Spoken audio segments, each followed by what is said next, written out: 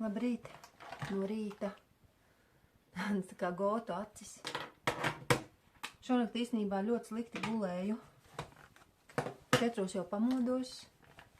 Miedziņš kādas 3 reizes vēma, 4. Viņš nēd jau 2. dienu. Jau 2. naktī tā kā vemj. Un galvenais, viņš mums arī gultu pievēma. Viņš lec gulēt. Čemēr mums pa vidu gulēja. Tagad viņš tā kā guļ vai zināk tā, viņš pavemj, kamēr es tīru, viņš ieguļas manā gultas pusē un tā izguļas pilnīgi tā kā, tā kā tāda desiņa, ja. Un man negribas viņu traucēt. Un es, es vienkārši redzu, ka viņam tādas ciešanas ir. Viņš neko neēd, viņš tikai vemj. Un vemj ārā tādu, es te skatos kaut ko es varu uzlikt. Kaut kāds auskars. Vem tādu rozīgu sulu. Un tas ir asiņu piejaukums, jo ārsts arī tā teica, ka tur ir tā, var sakot, kuņģa skābe sāk celties. Un viņš visu laiku, tā kā, ziniet, mostas un liekas, ka viņš vems. Es dzirdu to skaņu, ka viņš tā kā, liekas, ka viņš tā kā vemj. Bet, vienkārši tas ir drausmīgi. Ja godīgi, tas tiešām ir drausmīgi. Un tā nakts... Naktī vispār visas emocijas šausmīgi sāsinātas, un tā kā, tā sajūta ir tāda, ka kaist gars. Man ir tā. Vienkārši tā kā, sākas iekšējā panika, kā gribas risinājumu. Dodiet man risinājumu, lūdzu, dodiet, atrisinām šo situāciju, bet tad ir tā kā jāelpo. Es elpoju, kaut ko citu cenšos domāt. Vislabāk palīdz, protams, iebāzt smadzenēs kaut kādu video, paskatīties kaut ko citu, vispār no citas operas, paskaties aizmirsti, atkal skaties uz viņu, atkal atjēdzies. Tā es šonakt muļājos. Es vaigu sārtumu, netērēju naudu kaut kādam tādam. Man ir šāda lūpkrāsa, kas man liekas pa spilgtu, un es tādā veidā krāsoju vaigus. Jā, nezinu. Man izgāzu. Jo tad, kad es uzkrāsoju vaigus, godīgi arī teikšu. Ja man ir bāli vaigi, neesmu uzkrāsojis vaigus, tad visi uzreiz, vai cik tu bāla, tev laikam ir maza sinība, no sērijas tu mirsti. Labi, man šodien tāda tematika. Drusku varbūt sākumā būs sārtāki, pēc tam jau noies. Un man vienmēr. Vai kāda tev laba ādas krāsa? Nē, sanāk, ka es viņu... Bet priekš kā man arī jāsteigā kā lellē baltai. Arī gotiski būt. Arī der. Ja man tā gribēsies, es tā darīšu. Šobrīd es gribu šādi. Nezinu, zvanīšu ārstam. Veterinārā ārstam. Un vai sistēma. Man īstenībā, kā saka, man vajag, lai viņi iedod zāles kaut kādas. Tā runāšu primitīvi, ja? Nav jau tāds iedoda, vai kā ārsts jau pats labāk zina. Kas būtu tai, lai neceļas tā kuņa skābe. Bet kā kuņa skābe necelsies, viņš neko neēd. Es nezinu, traki tas vispār ir. Un tā vemšana jau arī no tā, ka slikta dūša, un tas ir no nieru mazspējas. Tā kā viss tur ir saistīts nieru mazspēja kopā ar to, ka kuņģis ražo visu laiku sulu, lai atindētos tā kā arī, un sāk kāpt tā kuņa sula, un viņu visu laiku viņam ir mutē, tāpēc arī tā mēle laikam ir tā čūlaini.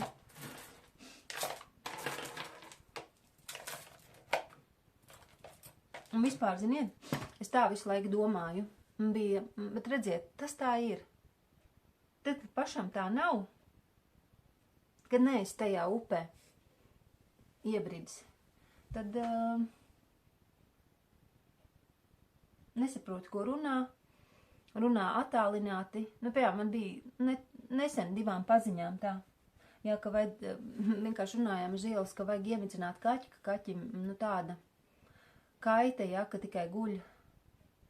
Un vispār nekā nereaģē, un bērni ļoti pārdzīvo, un es tā kā, tai sievietē saku, nē, tā kā izturiet labāk, lai viņš nomirst dabīgā nāvē. Bet tagad, kad es to skatos, cik grūti ir dzīvniekam, Es godīgi pateikšu. Es iepriekšējo kaķi mums arī tā sanāca. Viņš pat, lēca uz galda un viņš vēma asins. Mēs bijām pieņēmuši to kaķīt arī jau vecu. Viņš pa kāpnēm nokrita no tā vājuma. Viņš arī bija vecs. Persietis. Šķirnis kaķis viņam bija 14, bet, viņš bija vecs. Un tad es arī visu laiku domāju, lai viņš nomirst tajā dabiskajā nāvē, lai viņš to ciklu pats noslēdz. Un cik 3 mēnešus tā gaidīju.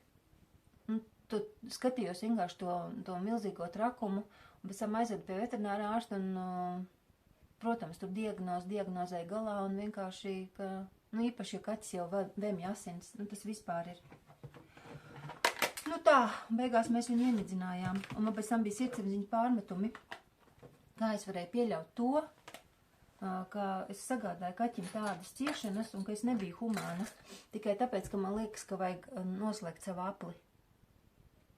Nezinu.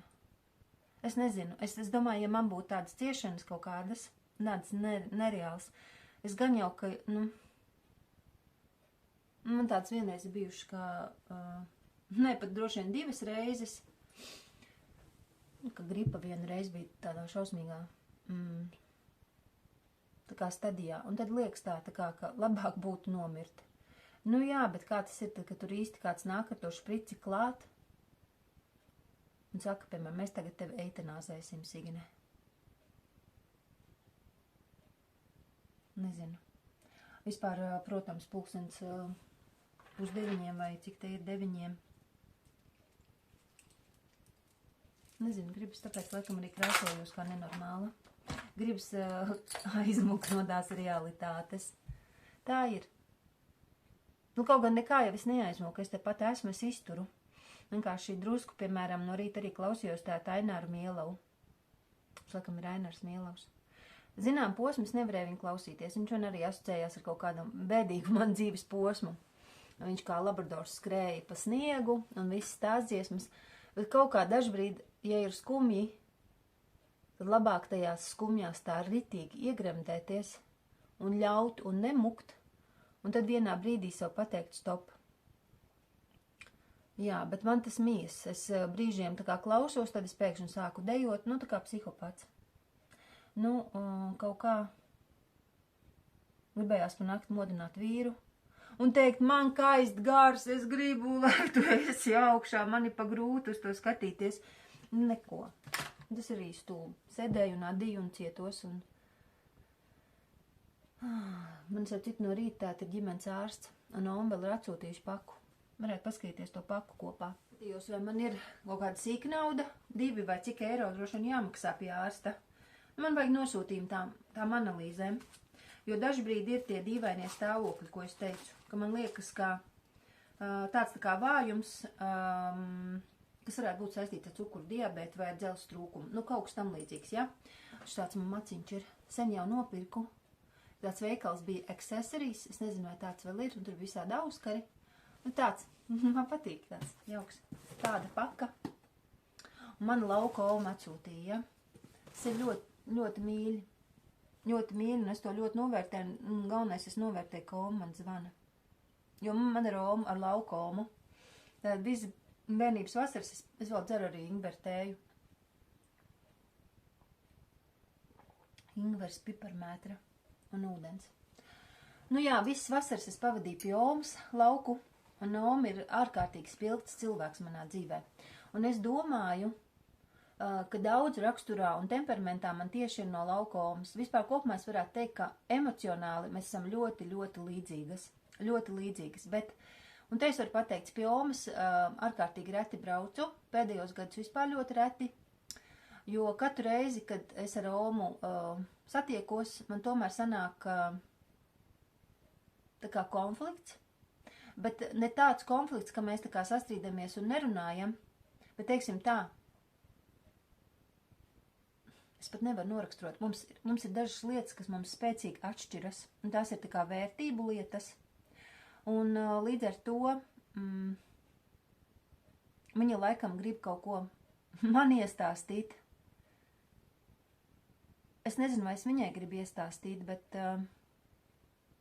Nu, kaut kā tā sanāk. Un līdz ar to es esmu sapratusi, ka kaut kā mums nesanāk. Bet es viņu ļoti cienu, es viņai esmu ļoti pateicīga. Un es arī pasakos, ka viņa man īstenībā diezgan bieži piezvana. Un es klausos, ko viņa saka, jo tur ir tas, ziniet, dzimtā vecākie cilvēki, viņi ir tā kā, arī Juris Rubens par šo teoriju stāsta, viņi ir kā vecākie ziloņi, kas tomēr rāda jaunākajiem ziloņiem, kā lietas ir darāmas. Tas nenozīmē, ka mums tā kā punkts punktā jānovelk un jādarina tas, ko viņi dara, bet kaut kādas idejas, tur ir kaut kāda tāda patiesība, tas tā ir, un tai cieņai ir jāsaglabājas. Nu, teiksim tā, dažreiz attiecības ir arī sarežģītas un netik viegli atrisināmas, un nav viss tā kā ar runāšanu visu var atrisināt. Nu, nē, cilvēki tomēr ir dažādi un ar savām pārliecībām, un ne taču tā, jo mēs vecāki kļūstam, jo mums grūtāk vispār pārliecināt par vispār jebko citu. Un tad labāk ir nevis cīnīties, bet padoties. Un padošanās vienkārši ir tas, es padodos. Vienkārši es padodos, un es tā domāju, jā, nu es īstenībā padodos arī tajā, ka es vairs neuzbāžos savam vecākajam dēlam ar mācībām un mācīšanos. Teiksim tā, man likās 4, tāda slikta atzīme. Nu, ka vajag vismaz 6 vai 5 vai kaut kā tā, bet 4 nē. Tagad man ir tā, nedrīkst būt nesekmīgas, jācenšas būt, lai nedrīkst nest mājās nesekmīgas atzīmes. Tad es baros un esmu dusmīga.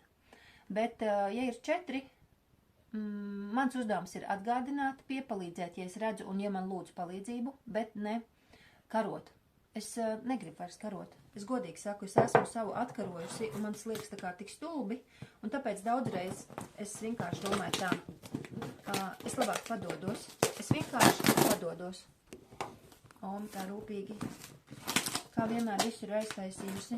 Nē, nu viņa īstenībā ir ļoti mīļš cilvēks, un daudz ko man devusi un mācījusi un rādījusi, un tās daudzās krāsas, tādas dzīvības un nāves un viss tāds košums, es teiktu, ja, un laukomas, un tā emocionalitāte, nu īstenībā, kura viņai arī piemīt, kas viņai piemīt arī. Jā. Un es zinu tikai to, ka te ir dzies, to es parādīšu.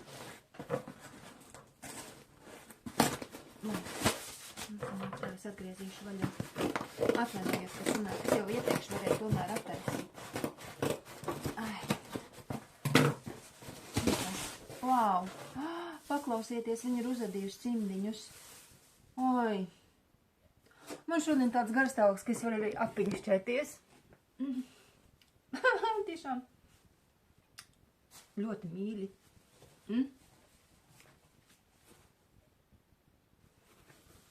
Vai cik skaisti. Nu, paldies viņai. Tiešām skaisti. Ļoti skaisti. Tā.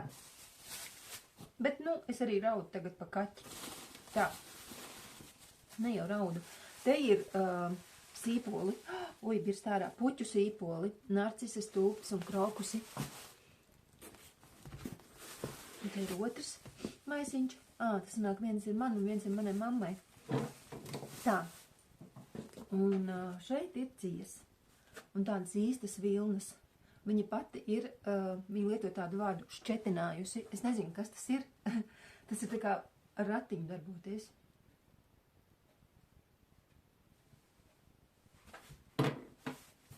Šta. Viss tādās skaistās krāsās īstenībā. Jā. Un man būs jānoda.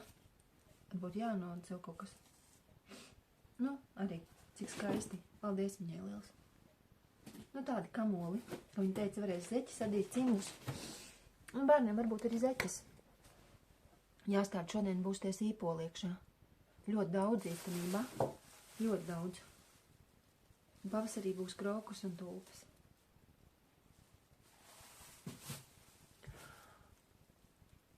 Drusciņi pabūšu.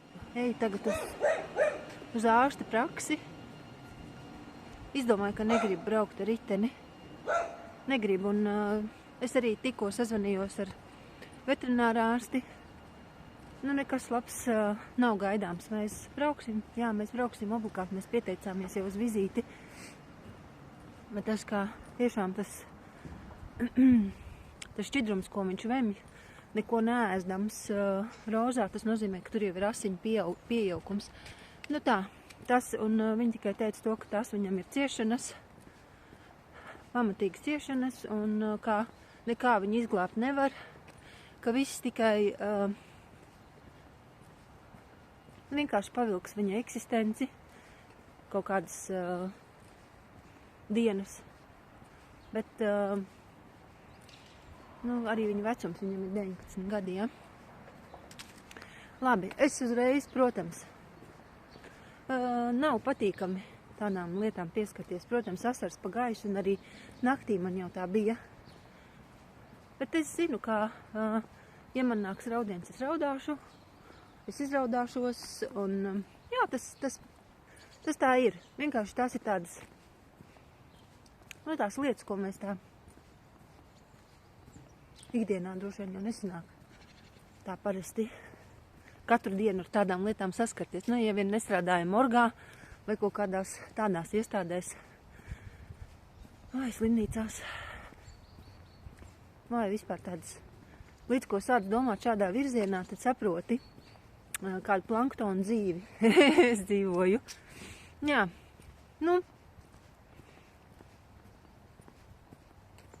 patīkam ir to visu norunāt nost, bet, protams, kamerā īsti važā negribu skatīties. Tā vistiņa groz galvu. Nu jā, ātrāk viss ir tā kā jāuzzina, jāsaprot. Dabūju no ģimenes ārsta nosūtījumu uz asins analīzēm. Un tik jauki, ka ārsts pats pajautā, kas jūs interesētu, ko jūs gribētu zināt, bez tā, ko viņa visu vēl tur atzīmē, B12, dzels un ferritīns un kas tur, un holesterīns, vairogdziedzeres, viss kā jau parasti, un tad viņa vēl pajautā klāt, vai es kaut ko speciāli gribu. Nezinu, ienāca prātā kālijs un kalcijs. Nu tā. Labi, vispār ārsti ļoti jauka. Ja godīgi, man ir jauna ārste, tāpēc es arī kaut kādā mērā drusciņi nervozēju. Kā tur būs ar to jauno ārsti? Vienkārši tā kā jauns cilvēks, un neesmu bijusi. Bet viss ir labi. Šajā viss ir labi, un arī brīnišķīgi, ka es neesmu pāēdusi. Nozīmē, ka tagad arī pēc tam, ka miedziņu aizvedīsim pa ceļam, mēs iebrauksim arī asins analīzēs. Miedziņam pie ārsta, un man arī tikai asins analīzes. Nu tā. Iešu kāds mājām.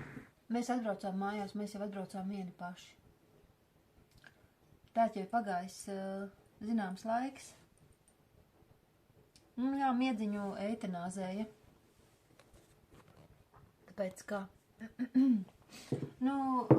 Viņam nekas vairs nebija labs gaidāms. Tas viss, kā tas bija, un tas, ka viņš vem jau sārtu šķidrumu un neēd,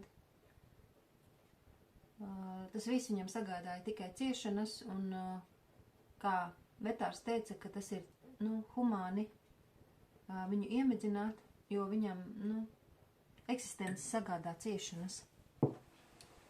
Tā bija. Šonakt īstenībā jau, es to redzēju. Tagad,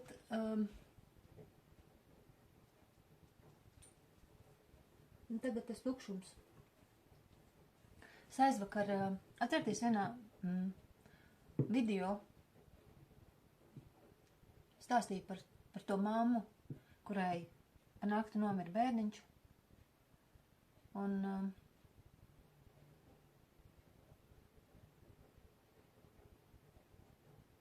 viņi ar to dalījās, ar to savu stāstu.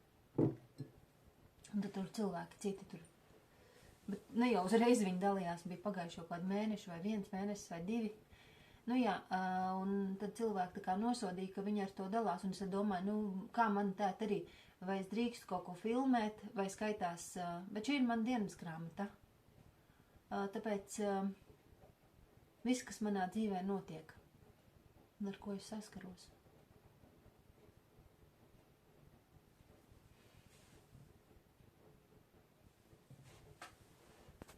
Nu jā, un ja es turpinu, tad viņam tā jau bija jau no vasaras sākuma. Nu, tas viss tāds periods. Jā, tā ir. Un tā man vīrs saka, nu kā, šoreiz bija mana kārta piedalīties tajā eitanāzijā, jo iepriekšējo kaķi veda vīrs, un toreiz viņam jau bija smaga sirds. Un es domāju, nu šoreiz tā kā ir mana kārta, jo es miedziņu paņēmu. Un man liekas, ka sievietēm kaut kādā mērā ir vieglāk, jo mēs varam izrunāt, mēs varam izraudāt, mēs varam izzīmēt. Nu tā kā tas ir vieglāk, man liekas, vieglāk dabonam sārā. Es negribēju, lai viņiem pēc tam ir tā baigi smagi. Jā, un tad es biju. Tas process, protams, ir ļoti nepatīkams. Ļoti nepatīkams, bet tad es ar to vetārstu pēc tam runāju.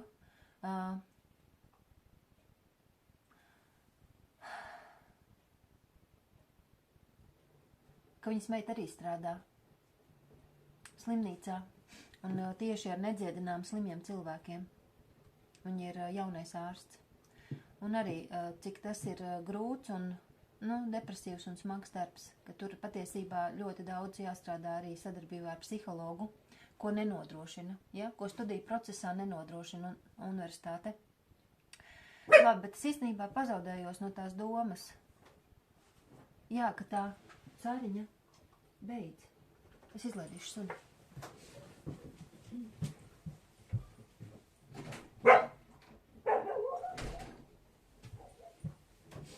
Nu tā doma bija tāda, jā, par to blogeri, ka tā tad, no tā pārdzīvojuma, ka viņai tas bērniņš nomira, viņa vispār tagad tikai atkal pēc ilga laika ir ielikusi video, un es ļoti novērtēju to video, un viņa stāsta, ka viņa var gulēt tikai virtuvē, un viņa vispār nepārvietojas pa citām, dzīvokļu telpām, kaut gan viņai ir 3 istab dzīvoklis. Nu tā. Es domāju, ka tas, protams, reiz ir daudz smagāk, un vispār, tāda ciešana jūra. Man arī tāda maz ciešana upīte ir. Par to, ka es reiz sakustas jautājums vispār tā kā nāve. Sakustas jautājums uzreiz domā, protams.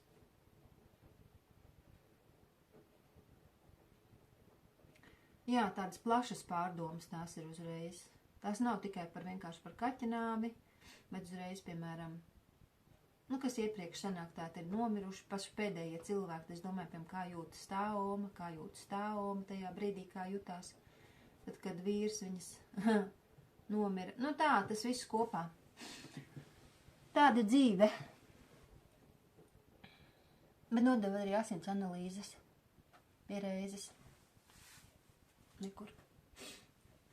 Pēc tam atceļā braucot. Būs tāds tukšums, un tagad jāsamierinās ar to tukšumu. Kas sākumā ir. Bet īstenībā miedziņš pie mums ilgi nebija. Vīrs saka, ka vispār, ka vēl pat nav gads. Viņš man tā saka. Es nezinu.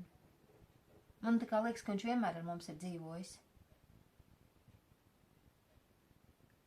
Tā vienkārši kaut kā, vibrācijas laikam saskanēja ar viņu. Man tieši ar viņu. Jā, kā tas bija, tā tas bija, un kāds teiks, ka tā ir nodevība, vajadzēja viņu, lai viņš pats aiziet dabīgā nāvē. Jā, es arī vienmēr tā domāju pirms tam, bet tad, kad es to redzu, to ciešanu,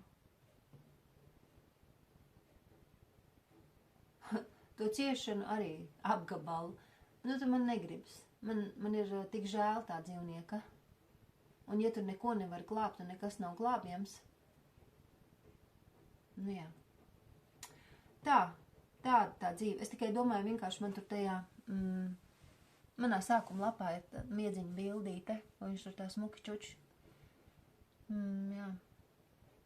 Bet kaķi iemieg ar acīm vaļā, tāpēc, ka tas ir medikaments. Un, katrā ziņā cilvēka eitanāzēšana, tas ir vēl trakāk, jo cilvēks zina nolikto datumu.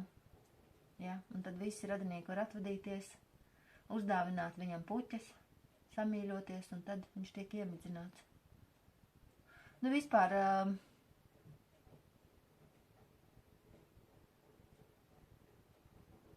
dramatiski. Pat nezinu, ko es tagad gribu darīt. Man vajadzētu paēst, pādīt, droši vien. Kaut kā uzreiz visas lietas izmetu ārā. Kā izmetu? Bļodiņas un tā tālāk.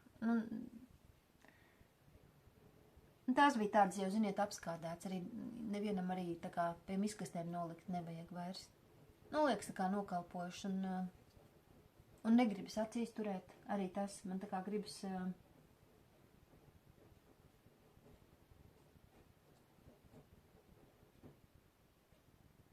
Tāds ir tas process. Bet tā kā, piemēram, tādu lēmumu, ka man tādu vairs nebūs dzīvnieku, man tādu arī negribas. Jo tas man liekas tā kā, vīrs vienkārši kaut ko tādu ieminējās. Es nesaku, es neņemšu tagad kaķi. Protams, ja pēkšņi atnākt man tādu maziņš kaķīts kaut kāds vienkārši, tad ne jau es viņu atstumt vai mēs prom, bet pati kaut ko tādu meklēt kādu kaķi noteikti. Man ir viens kaķis jau ir palicis. Un vēl arī tas, ka... es negribu savu sirdi sargāt ar domu, kaut kad tas dzīvnieks mirs. Tikai tāpēc es neņemšu. Es tā negribu, ja godīgi. Jo tad jau man īstenībā nebūtu ne vīri, ne bērni, jo viņi arī kaut kad mirs. Visādas dzīvē ir situācijas īpaši, jo, piemēram, vīrieši vispār ātrāk mirst. Tad man kas nevajadzēja vīru, man vajadzēja baidīties, ka man kaut kad būs jāpiedzīvo šī šķiršanās. Man liekas, ka sirdi nevajag saudzēt. No šādām jūtām, tā kā, vai, piemēram, es baidos, ka, nezinu, mēs visu laiku staigājam pa nāžu asmeni īstenībā. Attiecības var izjukt, draugi var pievilt, viss, kas var notikt, ja, bet tikai tāpēc nedraudzēties un tikai tāpēc nemīlēt un neusticēties, tad jau arī tas sanāk kā tāda, tā kā, nezinu, papīra tūtā ietīta sirds un ar tādu sirdi dzīvot. Nē. Lai ir kā ir, un lai tā sirds plīst, un lai viņa asiņo, viņa jau kaut kad sadzīst. Tas ir laiks. Jā, protams, tā ir. Nezinu, kā tur šodien būs. Bērni atnāk, un tad jau viņi atnāks ar to savu atkal. To savu dzīvo enerģētiku, ka viss turpinās, viss kurbulējas, tūlīt jau dēls, lielais nāks mājās vienos. Aprikā mēs miedziņu dārzā pie ceriņiem. Protams, kaut kādā mērā es arī jūtos kā nodevēja. Arī to es nevaru noliegt. Un tā ir tā divējāda būtība. Gan kā nodevēja, gan arī kā vienkārši cilvēks, kurš līdzi jūt. Es tā kā... Iedomājos vienkārši, kā būtu man, un vai es gribētu būt tādā stāvoklī, kādā bija viņš, un jau cik ilgu laiku. Tā. Ļoti banāli, bet tāda ir dzīve. Tāda ir dzīve. Jāstāda puķu sīpoli.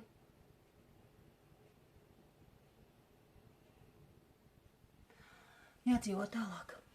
Paldies, visu labu pagaidām.